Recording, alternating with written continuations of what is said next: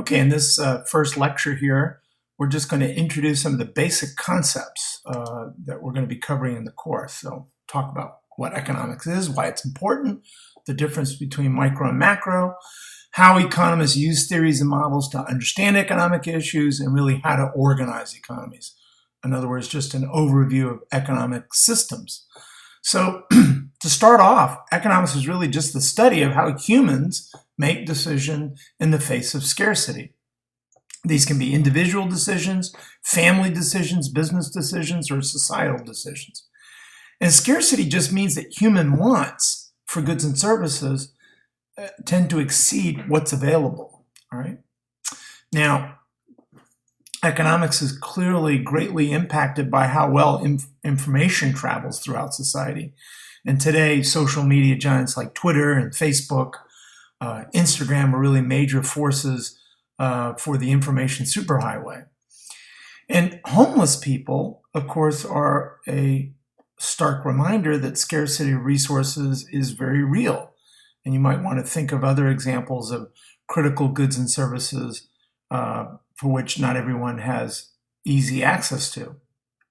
Now, to tell you the truth, economics is really a very new discipline compared to many other disciplines. Adam Smith really is the one that introduced the idea of dividing labor into discrete tasks in his famous 1976 book, The Wealth of Nations.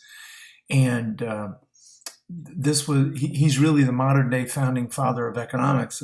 We use that term, we refer to him as an economist only anachronistically, because it turns out in his day he was really considered a moral philosopher. But because that term hadn't really been coined yet. But in any event, most economists tend to credit him as being the modern day founding father of economics. Now, let's talk about what Adam Smith meant by this division of labor. Well, it's really just a way in which different workers can divide required tasks to produce a good or a service. Workers on an assembly line are clearly an example of that. And dividing and subdividing tasks really involved with producing a good or a service produces a greater quality of output.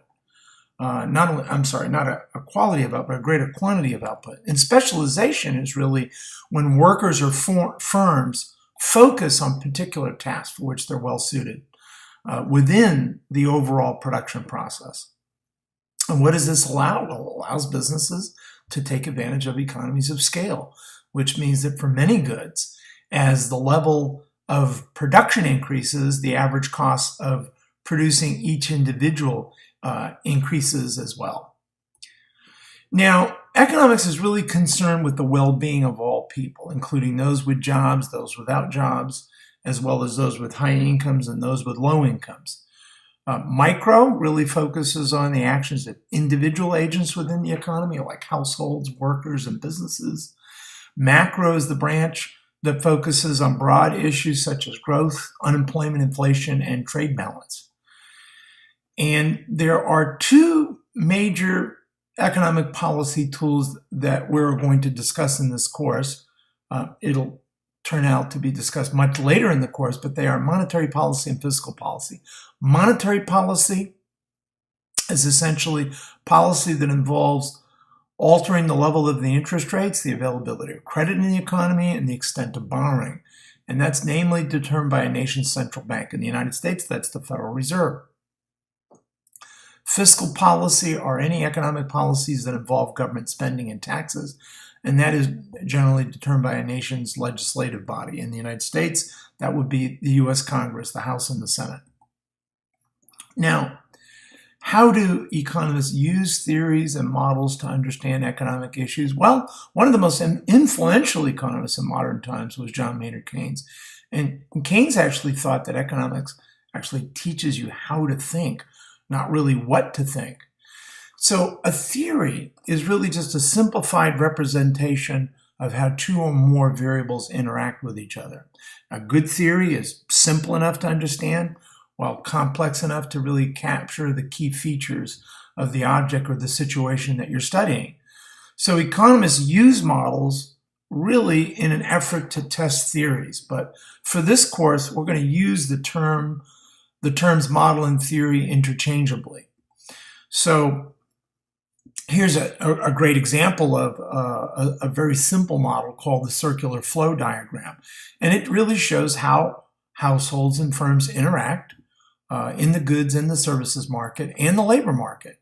And the direction of those arrows shows that in the economy, or shows that in the goods and services market, households receive goods and services and pay firms for them. And in the labor market, it's the other way around. Households are the ones that are providing the labor and receive payment from the firms through wages, salaries, and benefits. Now, how do we go about organizing economies? There are a lot of different ways. The first is simply a traditional economy. It's typically an agricultural economy where things are done the same way as they've always been done. It's the oldest economic system. It's still used in many parts of the world, in Asia and Africa and South America. Occupations tend to stay in the family. What you produce is what you consume. And unfortunately, there's very little economic progress or development. The second type is a command economy. Now, that's an economy where economic decisions are passed down from government authority and where the government owns the resources. The government decides what goods and services are going to be produced and what prices it's going to charge for them. The government decides what methods of production are going to be used. They set the wages for the workers, and the government provides many of the necessities like healthcare and education for free. Now, examples of command economies in the past are ancient Egypt, clearly, medieval manor life, communism, and certainly currently Cuba and North Korea are good examples of command economies. Now, a market economy is an economy where economic decisions are decentralized. It's complete polar opposite of a command economy. And that's where private individuals own the resources and the businesses supply the goods and services based on demand. A market is simply an interaction between potential buyers and sellers and a combination of demand and supply. Private enterprise is really just a system where private individuals or groups of private individuals own and operate the means of production, right? Now, real-world economies, most economies in the real world, quite frankly, are mixed. They combine elements of the command, the traditional, and the market systems. The U.S. economy is positioned toward the market-oriented end of the spectrum. Many countries in Europe and Latin America, while primarily market-oriented, still have a greater degree of government involvement in economic decisions than the U.S. economy does. China and Russia, while they've certainly moved more in the direction of having a market-oriented system, remain really closer to the command economy end of the spectrum. Now, regulations are part of economic life, for good or for ill. They sort of spell out the rules of the game. Regulations always define the rules of the game in the economy.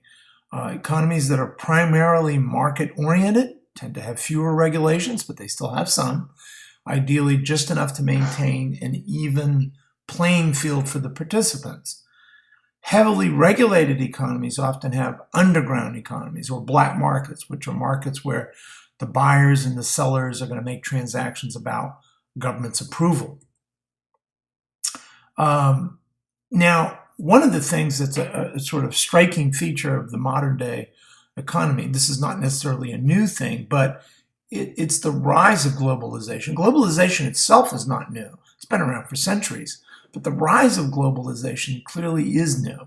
And that is, it's a trend in which buying and selling in markets have increasingly crossed national borders. Exports is simply those goods and services that a nation produces, and they sell abroad, and imports of the goods and services that are produced abroad are then sold domestically. And gross domestic product simply measures the size of the total production in the economy. It's the market value of all the final goods and services that are produced in a given economy.